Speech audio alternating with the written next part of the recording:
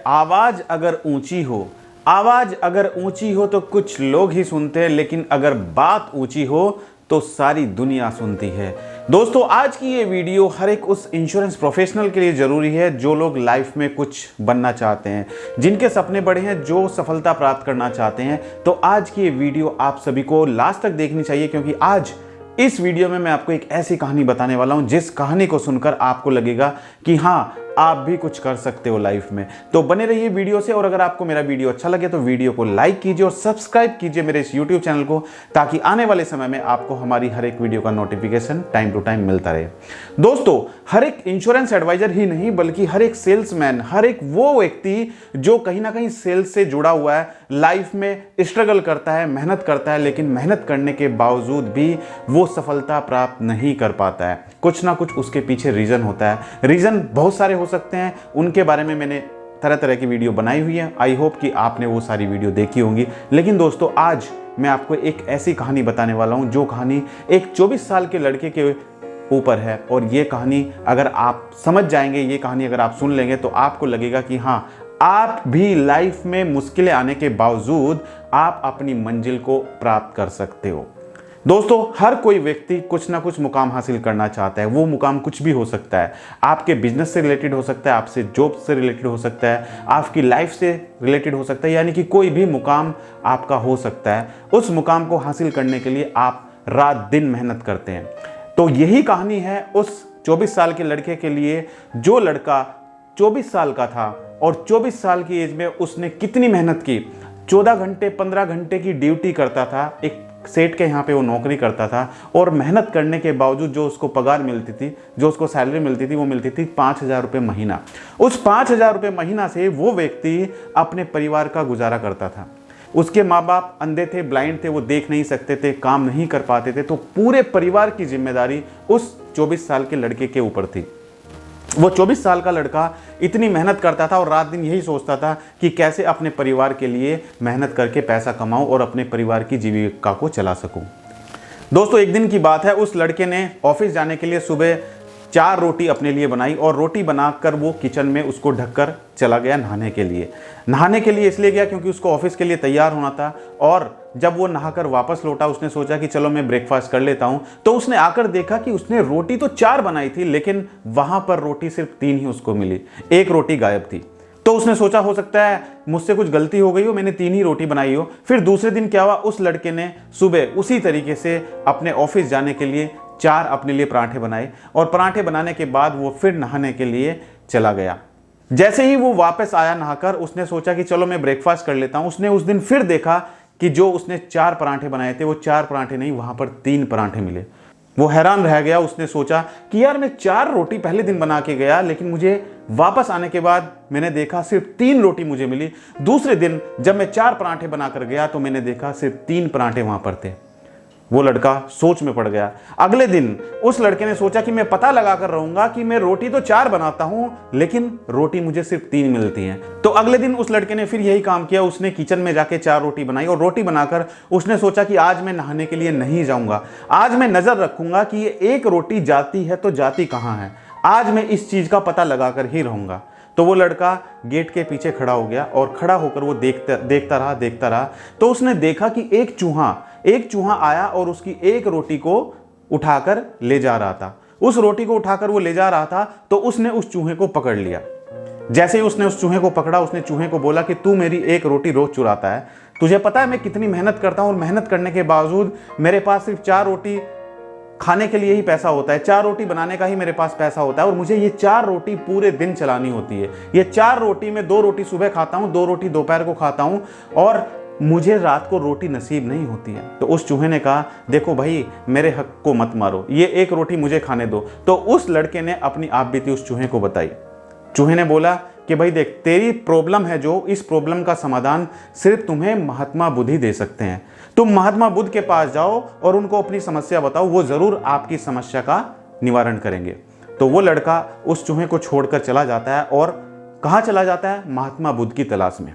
दोस्तों वो लड़का महात्मा बुद्ध की तलाश में निकल जाता है, जंगल में जाता है, पहाड़ों पर जाता है, ढूंढता है महात्मा बुद्ध को। लेकिन सुबह से निकलकर शाम हो जाती है, उसको कहीं महात्मा बुद्ध दिखाई नहीं देते हैं। शाम हो जाती है तो उसको रात के समय पर कहीं सोने का उसका इरादा बनता है। वो सोचता है कि कहीं पर शरण मिल जाए। तो एक जगह वो जाता है, वहां पर एक घर उसको दिखाई देता है। उस घर में जाके वो वहां पर शरण के लिए बोलता है कि भाई मुझे रात को सोने के लिए शरण चाहिए। तो वहां पर एक लेडी आती है, बुजुर्ग लेडी आती है। वो लेडी बोलती है कि ठीक है, मैं तुम्हें अपने यहाँ पर शरण दे दूंगी, आप रात को यहाँ पर ठहर सकते हो, लेकिन आप कहाँ जा रहे हो?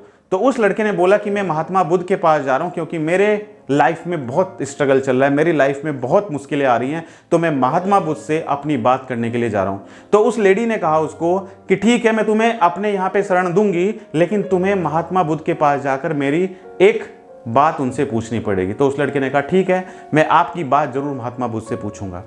तो उस लेडी ने उसको बोला कि मेरी एक 20 साल की लड़की है और ये लड़की अभी तक बोल नहीं पाती है, तो तुम महात्मा बुद्ध के पास जाके मेरी ये समस्या महात्मा बुद्ध को बताना, और जो भी वो बताएंगे उपाय, मैं वो उपाय करने के लिए तैयार हूं।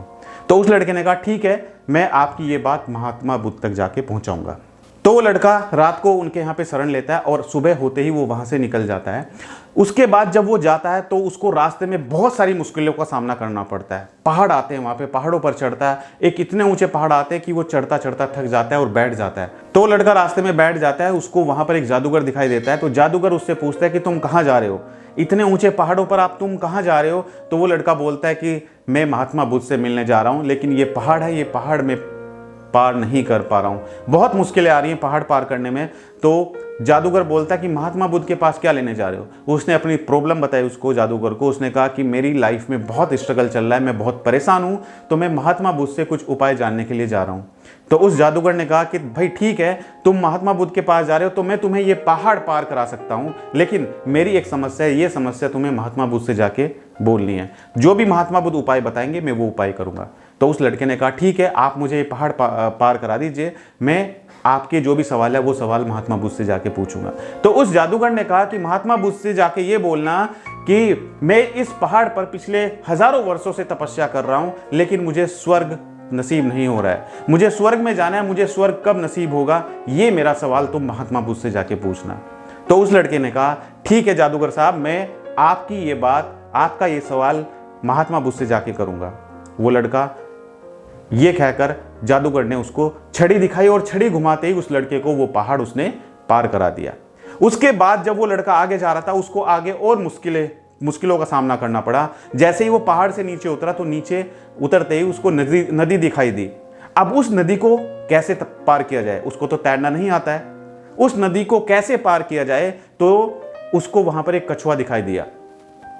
उस कछुए ने पूछा उस लड़के से कि भाई तुम कहां जा रहे हो? तो उस लड़के ने कहा कि कछुए भाई, मैं जा रहा हूं महात्मा बुद्ध से मिलने, क्योंकि मेरी लाइफ में बहुत मुश्किलें हैं।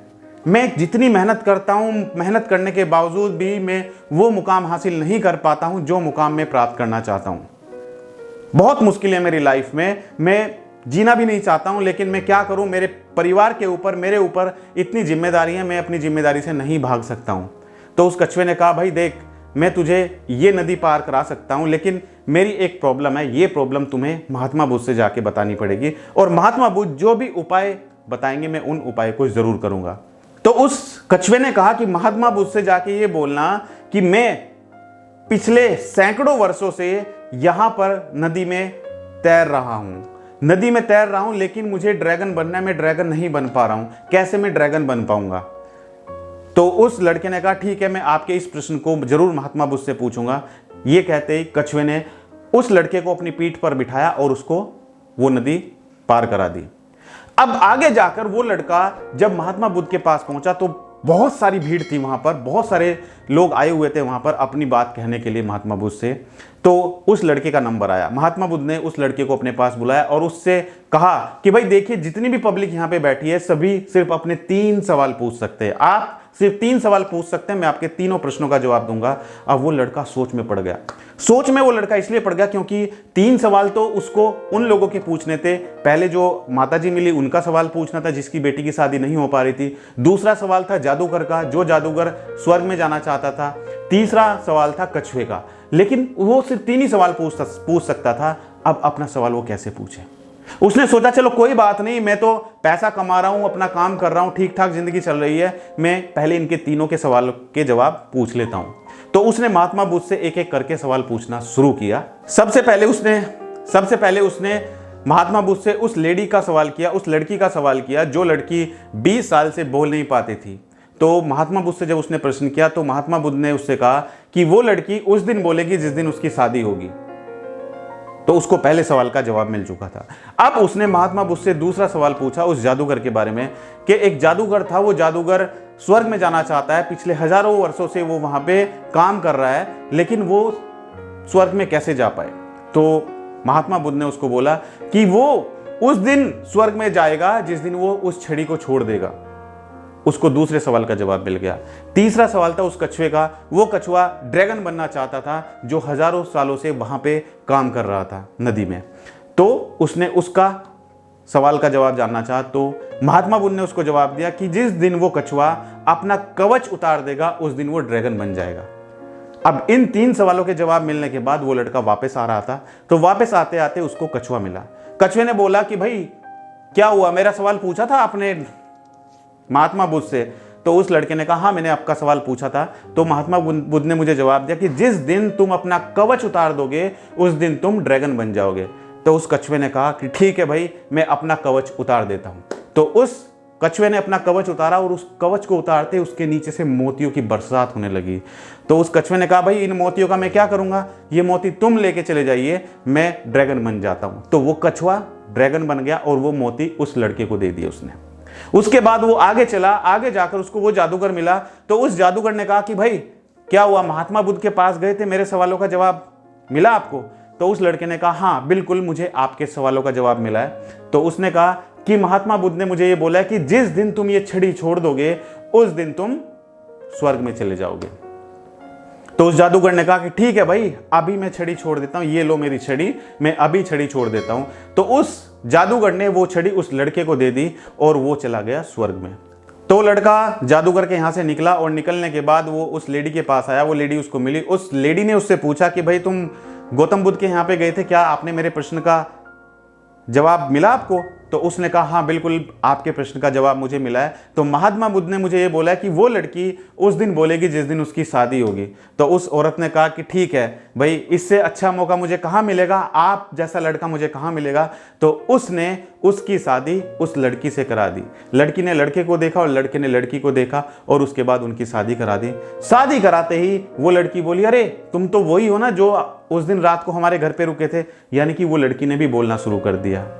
तो दोस्तों इस कहानी से आपको क्या शिक्षा मिलती है? इस कहानी से शिक्षा ये मिलती है कि हमारी लाइफ में स्ट्रगल होता है, मुश्किलें आएंगी, लेकिन उन मुश्किलों से हमें हारना नहीं है। हमें आगे बढ़ने के लिए, अपनी मंजिल को प्राप्त करने के लिए कुछ ना कुछ बलिदान करना होगा। अब आप देखिए उस लड़के ने कितना बलिदान किया। उस लड़के ने अपना सवाल नहीं पूछा, उस लड़के ने उन लोगों के सवालों को वहां पे पूछा। और दोस्तों ये होता है बलिदान। यानी कि कुछ प्राप्त करने के लिए आपको बलिदान करना होगा, सेक्रीफाइस करना होगा, मेहनत करनी होगी, स्ट्रगल करना होगा। मंजिल को प्राप्त करने के लिए, आपको अपने लक्ष्य तक पहुंचने के लिए हर एक वो काम करना होगा जो काम आपको, कितनी भी रुकावटें आएंगी लाइफ में, कितनी भी मुश्किलें आएंगी, बट आपको उन मुश्किलों से पीछे नहीं हटना है। ये मेरा विश्वास है दोस्तों कि आप अगर सही दिशा में सही तरीके से काम करेंगे तो आप भी अपनी मंजिल को बहुत आसानी से प्राप्त करेंगे। अब देखिए उस लड़के के पास जादू की छड़ी भी आ गई, उस लड़के के पास इतने सारे मोती भी आ गए। वो मोती से वो करोड़पति बन गया, उन मोती से वो अरबपति बन गया, राइट? उसकी शादी भी हो गई। तो देखो सैक्रिफाइस से उसको क्या क्या मिला। लाइफ में अगर आपको आगे बढ़ना है दोस्तों, सिर्फ अपने आप को मत देखो, आप दूसरों के भले के लिए भी सोचो, आप काम करने पर विश्वास करो। अगर आप सही काम करेंगे तो रिजल्ट आपको जरूर मिलेगा। तो दोस्तों अगर आपको मेरा वीडियो अच्छा लगा तो वीडियो को लाइक करें और सब्सक्राइब कीजिए मेरे इस YouTube चैनल को, ताकि आने वाले समय में आपको हमारी हर एक वीडियो का नोटिफिकेशन टाइम टू टाइम मिलता रहे। और हाँ दोस्तों, एक बात आपको और बता देता हूं कि हर एक संडे रात 9 बजे मैं अपना YouTube लाइव प्रोग्राम लेकर आता हूं, जिसमें आप लोगों के सवालों का जवाब दिया जाता है। यानी कि हर एक सवाल सिर्फ इंश्योरेंस से रिलेटेड। अगर आप सच में इंश्योरेंस सेक्टर में काम करते हैं और आपके भी कोई सवाल है, आप भी लाइफ में MDRT COT TOT करना चाहते हैं, तो आप हमारे लाइव प्रोग्राम से जुड़कर अपने सवाल हमसे लाइव पूछ सकते हैं संडे ठीक रात 9 बजे। लेकिन उसके लिए आपको हमारे YouTube चैनल को सब्सक्राइब करना होगा और साइड में जो छोटा सा बेल आइकन आपको दिखाई दे रहा है, उस बेल आइकन पर जाकर नोटिफिकेशन को ऑल पर सेट करना होगा, ताकि जब भी हम अपना लाइव प्रोग्राम लेकर आए तो हमारे लाइव प्रोग्राम का नोटिफिकेशन आपके मोबाइल पर तुरंत पहुंचे। तो थैंक यू सो मच, बहुत बहुत धन्यवाद आप सभी का हमारी इस वीडियो से जुड़ने के लिए। Thank you so much.